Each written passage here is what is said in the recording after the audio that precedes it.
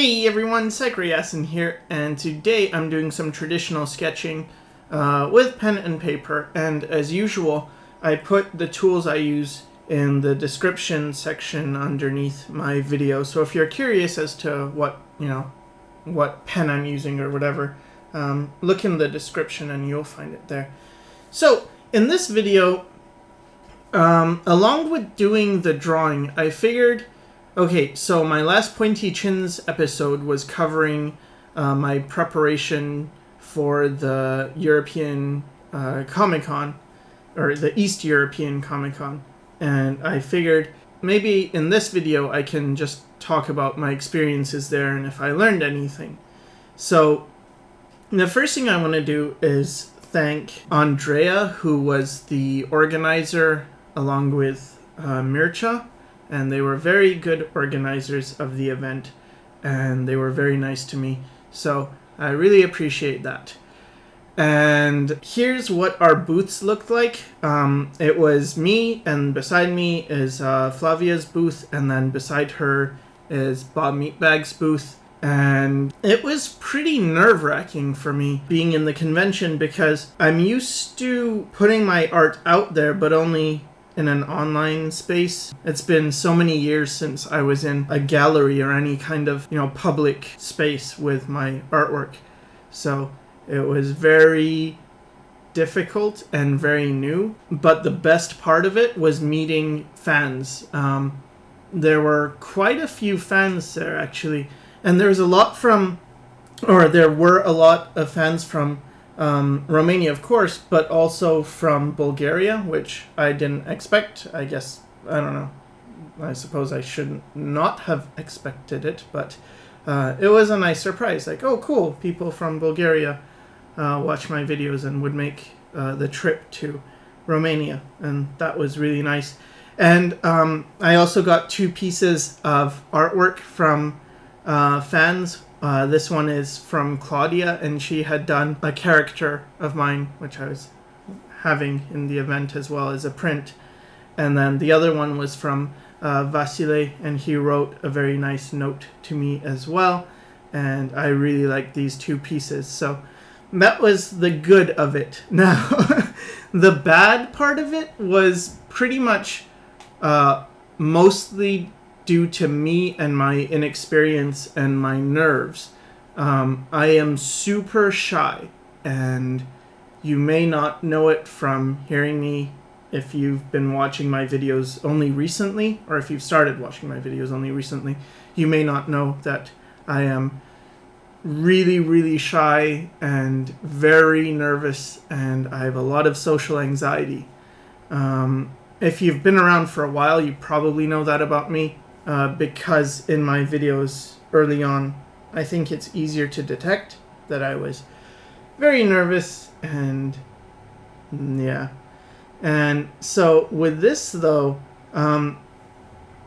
it was very strange because, okay, and I'm going to be talking a lot about myself, so if you don't want to hear about me and my stupid life, maybe mute it if you like looking at the artwork, and if you don't like looking at the artwork and you don't like hearing my voice, probably just mute it and open a new tab, but keep the video running, because it kind of helps me with engagement for YouTube analytics. It shows like, oh cool, people are watching your videos. So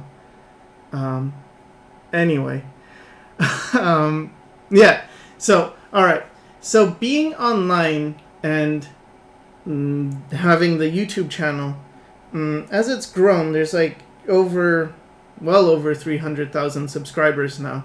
But whenever I go to different art channels or leave comments or things, I'm kind of known. And I get this weird thing where people, like I've heard people say like, oh, you're a celebrity on YouTube, whatever. And it's just weird, but I've gotten used to it. I've gotten used to this feeling of like, okay, so online, I'm not a really good artist, but I'm fairly known. Not as known as a guy like Mark Crilly, of course, but, pretty known. And then in my normal life, outside, I'm not known at all. Like, nobody's going to recognize me And so there's a big split between these two. It's like, okay, online, if I'm doing art stuff, maybe I might get people talking to me like, whoa, cool, it's you, hi, how are you, and stuff. I really like your work. And then offline, it's like, who are you? What do you want?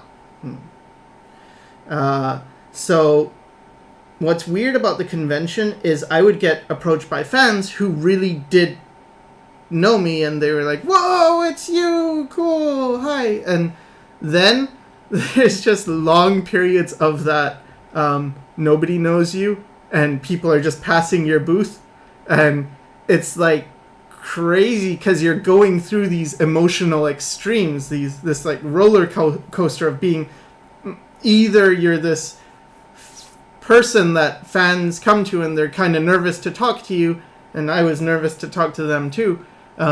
But it's like you go from that to like nothing, and then again you're somebody again, and then you're nothing again in the same spot. Like you're there, and it was wreaking havoc with, I don't know, my sense of who I am and what I am. And so these are just my psychological problems. But anyway, so there was that. And then on top of it, my work really didn't sell very well.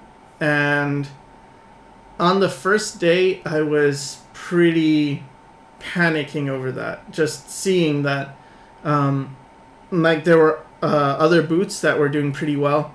And one in particular did really well that I could see. And that was by this artist called Amena-chan. And I think it was at the end of the first day, she talked to me and let me know kind of why my stuff wasn't very successful and why her stuff was selling. And she's a veteran. She's been, I think it was like her 18th convention or something. And so she was super nice and really helpful. And she explained to me how at this con in particular, it's all about fan art. So if you, like with her, I think she only sold fan art that she had done. And with me, I was giving away this or selling this original work. And I didn't have any fan art. So it was a case of people would sort of be looking at it and not knowing exactly what it was. I mean, it's not like I didn't sell any work to people, because I mean the people who were my fans tended to buy stuff maybe out of pity, or I don't know, maybe they actually liked the work, but it's like, fine, okay, they bought it. But then there were some other people who didn't know me who bought the work, but much less than people who are interested in fan art. So it's like, okay, so that's one thing. And then the other thing is the pricing. I really didn't know how to go about pricing things. And the prices Amena told me is that everything she sells is either for 5 lei or 10 lei, which is the equivalent of roughly like 1.5 to $3. So it's not selling for that much. And so what I did is I adjusted my prices as well. And the second day, more people, like a lot more people bought stuff after I had adjusted the prices. But still, like, I came nowhere close to covering my costs, because it was just like, I don't know. I had printed, I guess I printed quite a bit, but it's not just that. It's that you're selling for so little, and people are willing to spend so little. And I think this might just be a case of selling in Romania, where the people don't really have that much money. So you can't really expect them to be, spending, $40 or something, which might be possible in North America for a print. It's like, sure, why not? In Romania, it's very unlikely that that's going to happen. Or if it does, there's just going to be very few people who would be doing that. So overall, it was just like, yeah, I didn't really sell that well. I did a panel, and I thought that went pretty well. It got a pretty large turnout, so I was happy about the panel. But the drawing thing, I suppose, if this is typical of a convention, and I talked to some friends who said, yeah, this is very typical, that fan art is what really sells, then yeah, if I was going to go to a convention, I suppose fan art would be a better choice in terms of what to do. But I don't know. I don't feel like it's my thing. Like, I'm not really happy when I do fan art. I'm a fan of things, and I feel like I should like to do fan art because, again, I do like certain shows and certain anime and RPGs and stuff, games and stuff. So it's like I feel like, yeah, I should like doing this, but every time I sit down to draw something, it feels very difficult. It feels really forced, and I feel like I'm not being quite true to myself. So I have nothing really against people who do fan art. I mean, ArtGerm does a ton of fan art, and I really respect him. Sakimi-chan does lots of fan art, and she's very good. And Amena-chan, I'll post a link to her DeviantArt in the description, but she does fan art, and it's good too. It's like, cool, okay, you're doing that, and you can do that, but for me, it's just like hitting a wall where I feel that I don't feel like I can do this. So it's gonna be a bit more difficult, I think, for me. And I'm not sure how well I would do in conventions, and I don't know if it would be even a good idea to do them, or maybe I'm just in the wrong place and I'm in the wrong city, or I don't know. So I suppose if you have ever, if any of the people watching, if you've ever been a seller at a convention and you have any experiences to share, that would be cool to read in the comments if you could share your experiences, and was it the same for you? Or if you're a person who goes to conventions, do you like buying original art from artists, or are you more interested in buying fan art? And I get why fan art would be very popular, because when you watch something, you have that nostalgia from when you were a kid, or whenever it was that you saw this thing that you liked. You're already coming in with an emotion, and what art is supposed to do is it's supposed to inspire some emotion. Or often that's what it's supposed to do, not always, but often. You're supposed to get some emotion, so fan art is giving you free emotion, because even before you look at the art and judge it, you're already like, whoa, cool, this is Luffy from One Piece, and oh, awesome, I watched that show, and cool. And for me, it would be like, oh, cool, it's Sephiroth from Final Fantasy VII. Awesome. Or Id from Xenogears. Cool. So, yeah, that's my thing on the convention. So the first day was super painful, and super me not being used to it. And I am not cut out to be a salesman. It's a lot of work. And being behind the booth as opposed to being in front of it, man, it's a world of difference. But I did learn. I learned a bunch. And I definitely will respect people a lot more if I see them behind a booth now, I think. Because I never thought it was easy. When I first saw people behind a booth, I was thinking, like, I can't do that. I guess I was right. I don't know. But yeah, the best part definitely was meeting people and seeing that, wow, people actually like the stuff. Okay, so this video's recorded in real time in case anyone is curious, and so I still got some time left, and I'm gonna have to fill it somehow. So maybe I'll tell you some stories of stuff that happens in Romania. Well, if you've seen the last stream that I did with Bob Meatbag, you'll know that he actually came from Vancouver for the purpose of the convention to have a booth here, and he also was part of the panel where he was drawing stuff while I was just talking. He was doing some pretty weird drawings. But anyway, so he came, and so far being in Romania, wherever I go, I seem to get a lot of looks just because I look different, I guess. Because, okay, in Vancouver, there's a lot of Asian people. There's lots of Chinese people, lots of Korean people, lots of Japanese people, lots of Indian people. And so someone who looks like me doesn't really stand out. But here, it's weird because every time I see like an Indian person or a Chinese person or an African person or just anyone who's not either Caucasian or a gypsy, it's just like, whoa, hello. Yeah, when I hear people talking in English, it's like, wow, cool. I get a little homesick. But anyway, so normally people look at me because it's like, oh, you're brown, but you're not a gypsy. What are you?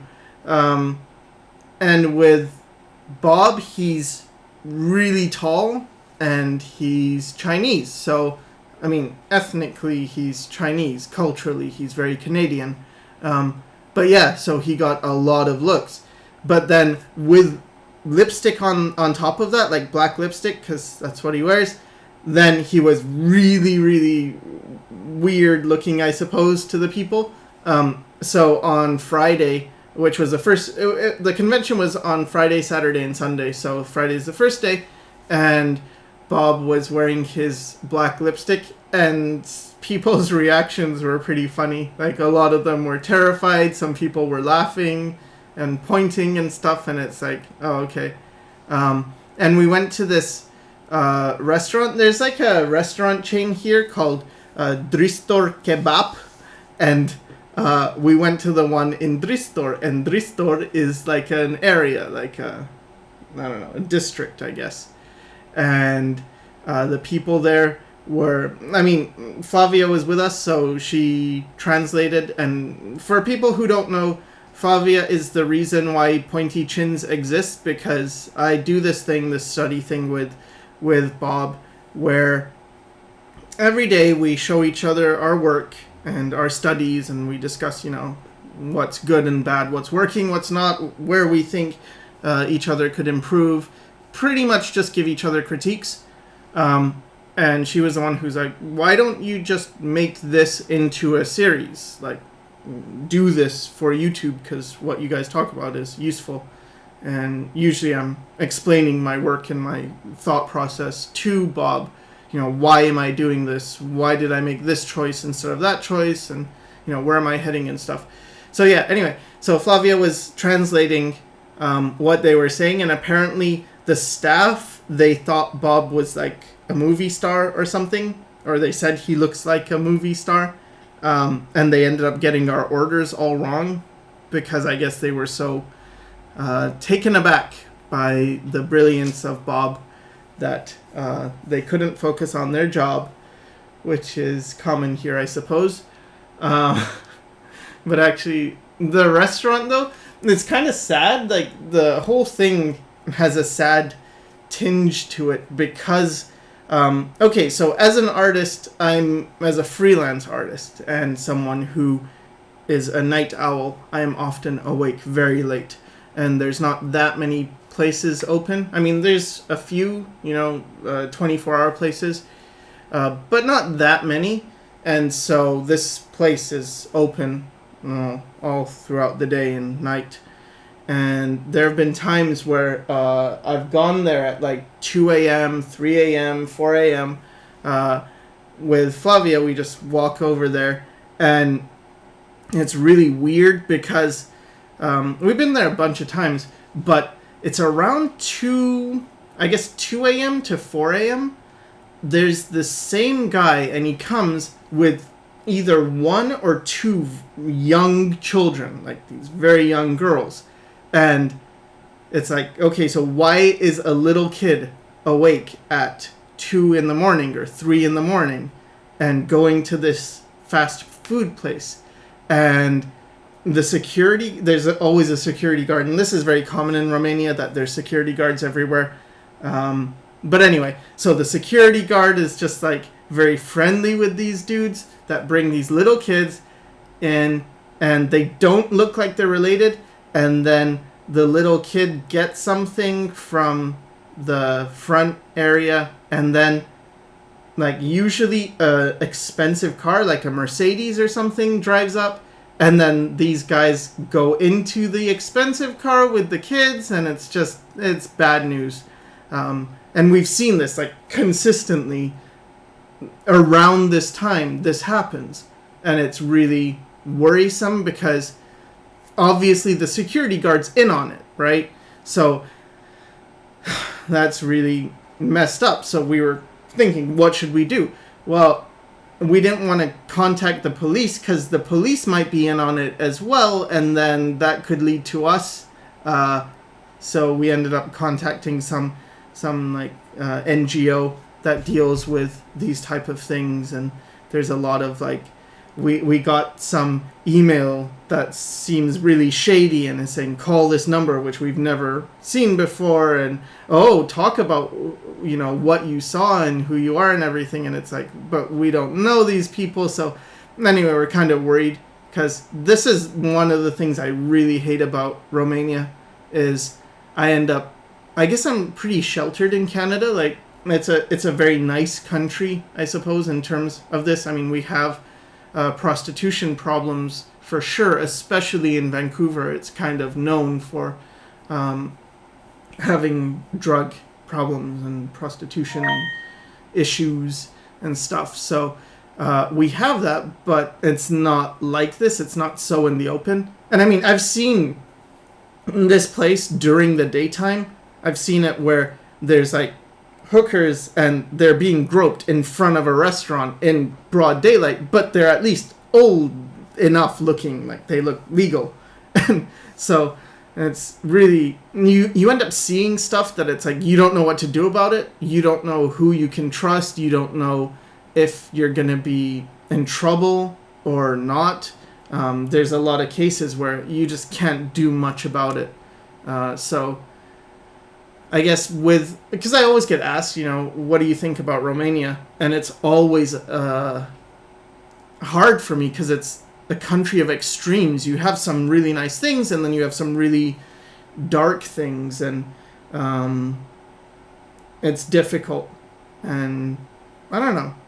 You get unreliable people sometimes who don't show up to their art shows, and anyway, I shouldn't get into all that. So let me talk about what I've been drawing. So, you have some girls and you have some guys, and I'm using a Pentel Aquash water brush, and I really like it. I'm going to do a pointy chin series or not a series, but an episode of pointy chins, specifically talking about this brush, or this brush pen, this water brush. So I'm not going to go into like a ton of detail here.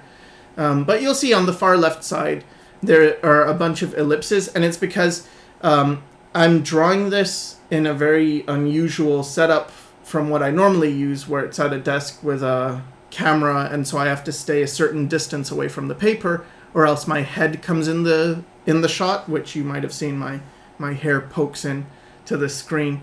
And so I wanted to practice my draftsmanship and make sure I could draw pretty nice circles and stuff, and it wasn't that nice. I mean, a lot of those are really terrible. But anyway, it's a good exercise regardless, and it's something I do often. I know Cynics, he starts his day by doing these warm-ups of doing spirals and stuff, and for me, I just do circles, ellipses, sometimes spirals, and I'll do parallel lines, like trying to make the lines all evenly spaced. And I really like the guy I'm drawing right now. I felt like I wasn't warmed up for every other drawing that's on the page, but the one I'm working on at the moment finally felt more like, oh, okay, I'm warmed up now, and I can do better lines and get better shapes and stuff. And so I was looking at him, and It's good, but I felt there was some, I don't know, some difficulty in reading the side, so I'm going to do a box to show, like, okay, if I put this darker square behind him, it'll pop out the area that juts out, and then I don't have to use a darker pen and strengthen that line too much, because I didn't want to do that. And it gives off this, I don't know, graphic designy look that is pretty nice. So it's pretty much over now. I hope my convention experience helped in some way educate you. If you want to go to conventions, fan art's very important. Yep, just want to thank everybody who showed up at the booth and just said hi, or especially if you bought something or shared your story with me. And for everyone else, thanks for watching.